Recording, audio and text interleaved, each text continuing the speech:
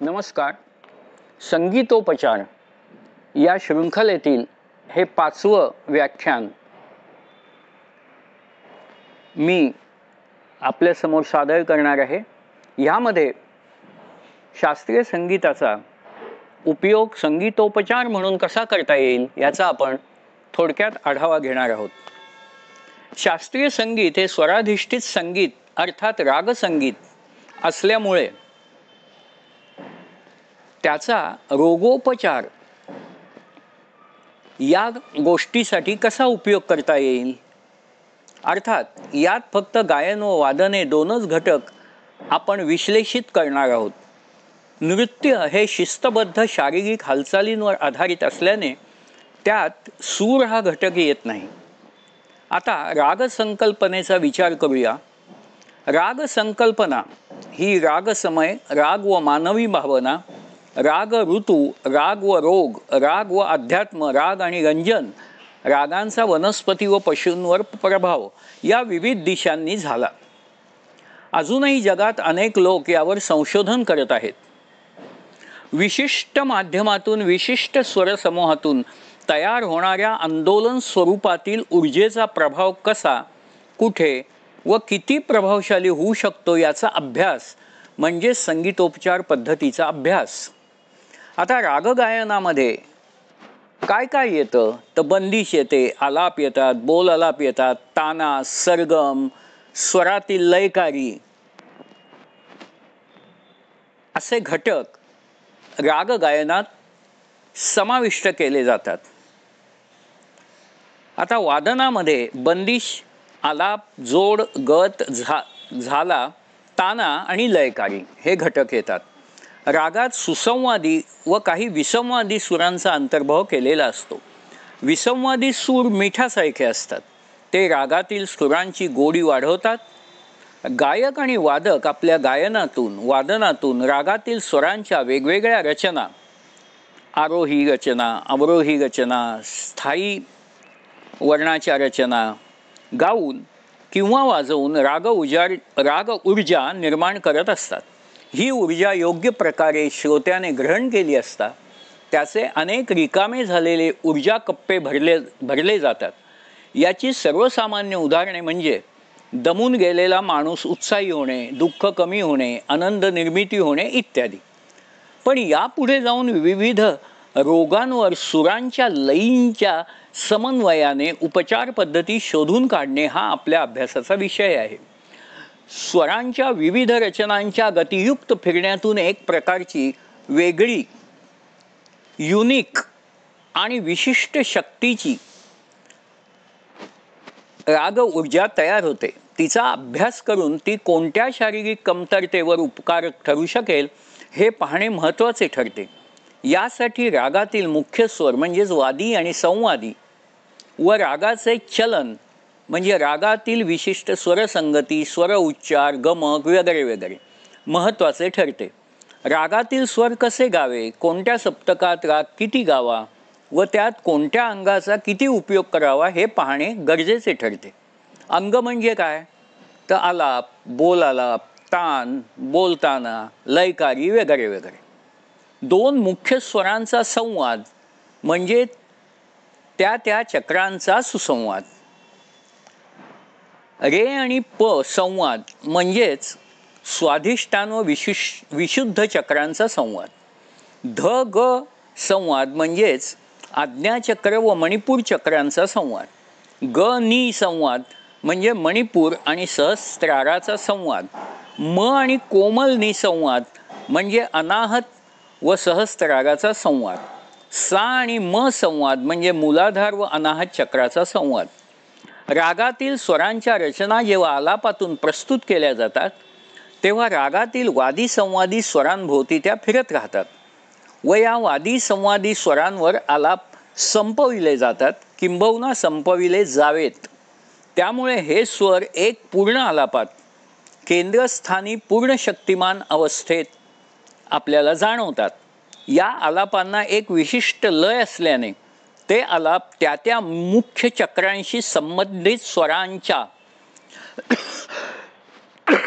म्हणजे वादी आणि संवादी स्वरांचा प्रभाव टाकण्यात यशस्वी होतात. कारण आलापातूनही एक लयबद्ध स्वरचक्र निर्माण होते, पण याची गती विलंबित, संथ अथवा मध्य असते. तान मात्र स्वरांचे औषधी द्रव्य घुसळून काढते व त्या रागाचे लोणी श्रोत्यांच्या कानी भरवते. ही ऊर्जा कर्णेंद्रियाद्वारे त्या त्या स्वराच्या चक्राला गती देतात. त्याचप्रमाणे आलाप हे मंद सप्तकातून सुरू होऊन अनुक्रमे मध्य व तार सप्तकापर्यंत गोल गोल आकारयुक्त होऊन प्रवास करतात व एक एक चक्राला स्पर्श करीत मूलाधारापासून ते सहस्रारापर्यंत पोचतात. आलाप आपल्या मनाला व शरीराला एक विशिष्ट शिस्तबद्ध गती देतात.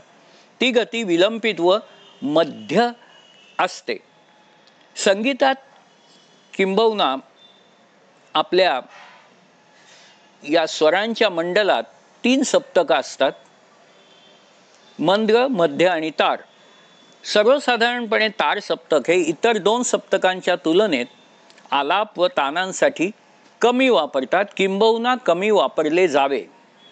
रोगोपचारासाठी मंद्र व मध्य सप्तके ही जास्त उपयुक्त असतात असे मला वाटते. कारण मूलाधाराची साधना मंद्र सप्तकातील स्वरांनी चांगली होऊ शकते. मूलाधारातून निघालेली स्वरकुंडलिनी शक्ती हळूहळू एक एक चक्राला नियमित करते. सहस्रारात पोचते तेव्हा श्रोता स्वरसमाधीत रंगून जातो. स्वरसमाधीत एक वेगळा आनंद मिळतो, जो मनातील विकार व विचारांची स्पंदने शांत करतो. तानेतील सुरांचा दाणेदारपणे दुबळ्या चक्रातील सूक्ष्म घटकांना नवसंजीवनी देतो. यात अचूक सूर व दाणेदारपणा हे 2 घटक तानेला एक जिवंतपणा प्रदान करतात. ही तान श्रोत्यांच्या शरीराच्या व मनाच्या कणाकणात वेगाने शोषली जाते व श्रोत्याला चमत्कृतीयुक्त आनंद मिळवून देते. ही स्वर ऊर्जा आपल्या मेंदूत वेगवेगळ्या आकारात साठवली जाते. ती अमूर्त असते. माणूस ही ऊर्जा एखादे आवडते गाणे गुणगुणून ही स्वर ऊर्जा नादात संक्रमित करून आपल्या मनाला आनंद मिळवून देतो. सांगीतिक स्मरण व त्याचे प्रकटीकरण ही देणगी माणसाला जन्मताच मिळते. गाणे गुणगुणणे किंवा मैफलीत गाणे यातून त्यास एक वेगळाच आराम, सुदिंग इफेक्ट मिळतो. पण या आनंदास विशिष्ट नाव नसते. या अनाहताचा प्रकट संवाद असतो. संगीतामुळे गायन वादन ऐकल्याने व गायल्याने श्वासोश्वास नियमित होतो व शरीराचा व मनाचा समतोल न ढळता पूर्ण स्वास्थ्य प्राप्त होते. म्हणून स्वरांच्या सहवासात रमले पाहिजे. काम, क्रोध, लोभ, मोह, मत्सर जेव्हा मनात शिरकाव करतात तेव्हा त्याचा श्वासोश्वासाच्या गतीवर व हृदयाच्या ठोक्यांवर विपरीत परिणाम होतो. त्यामुळे संप्रेरकांच्या निर्माण होण्यावर परिणाम होऊन शरीरात बिघाड होण्यास सुरुवात होते. पहिला जो घटक आहे बंदिश.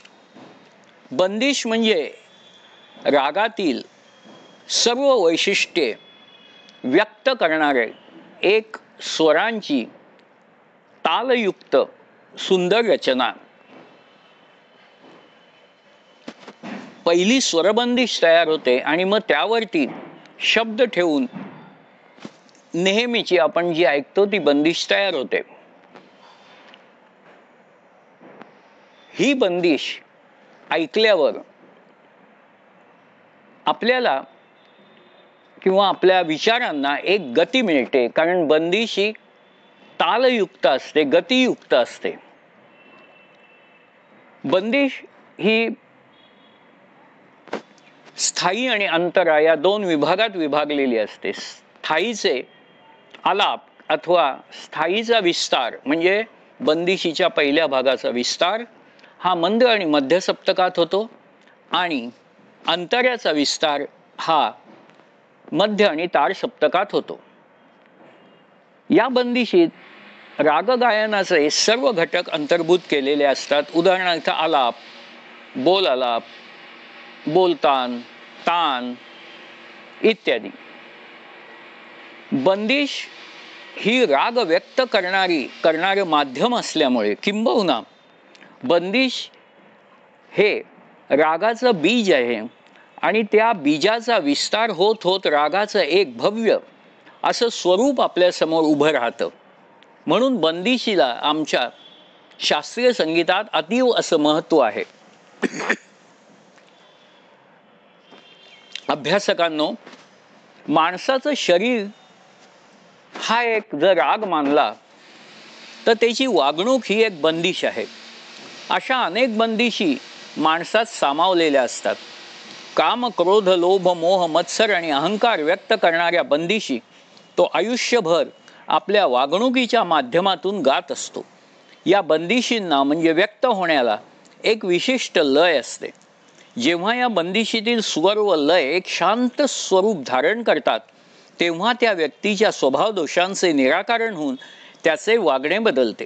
तो संयमी, सहनशील, प्रेमळ व दुसऱ्याचे मन जाणणारा होतो.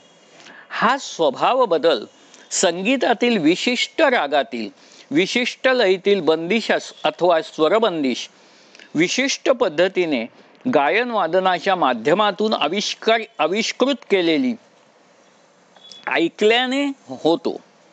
संगीतोपचार करण्यासाठी गायन वादन करताना काही पथ्ये पाळावी लागतात.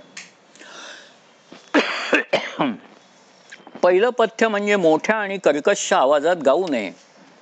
दुसरं, स्वर जास्त आंदोलित करू नयेत. विकारवश आंदोलित स्वर चंचलता व नकारात्मक विचार निर्माण करतात. 3. आलाप विशिष्ट लयीत वादी संवादी केंद्रीभूत ठेवून करावेत. 4. तान ही हलक्या आवाजात गावी. तानेत आघात विचारपूर्वक करावेत. तान छोट्या छोट्या तुकड्यात असावी. 5.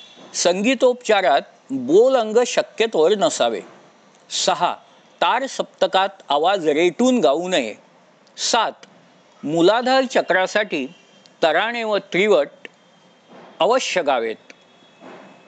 तर हे आपण शास्त्रीय संगीताची विविध अंगे संगीतोपचारासाठी कशी चांगल्या प्रकारे वापरता येतील याचा आढावा घेतला.